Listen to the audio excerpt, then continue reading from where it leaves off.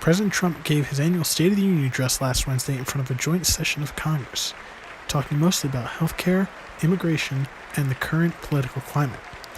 The speech gained rave reviews among both Republicans and independents, getting 97% of Republican approval and 82% of independent approval. I sat down with a couple of Rider University students to see what they thought on the State of the Union.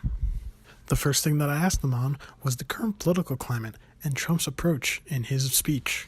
Together we can break decades of political stalemate.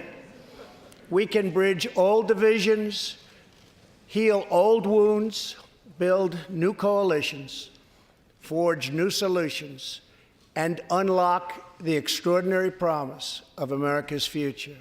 Again, I think it was very out of the ordinary for Trump because traditionally he gets caught up in that division and he gets very one-sided with his party, which is happening all throughout Washington. So it's not surprising, but I thought it was very out of the ordinary for him, and for him to all of a sudden make that switch.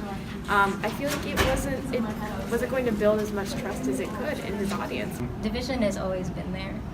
In terms of fixing it, I feel like he's not helping personally, in the way that he speaks, especially when he uses Twitter, his social media. Meanwhile, working class Americans are left to pay the price for mass illegal immigration. Reduced jobs, lower wages, overburdened schools, hospitals that are so crowded you can't get in, increased crime, and a depleted social safety net.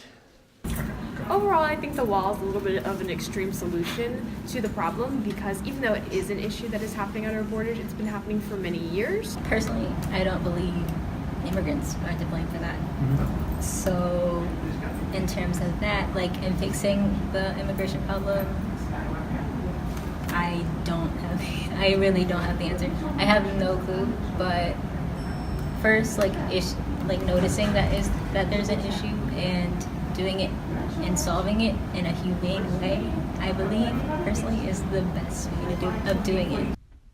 While these Rider students didn't necessarily approve of the president's speech, time will only tell if President Trump follows through on his promises. I'm Rauenbuhler for the Cranberry Catch-Up.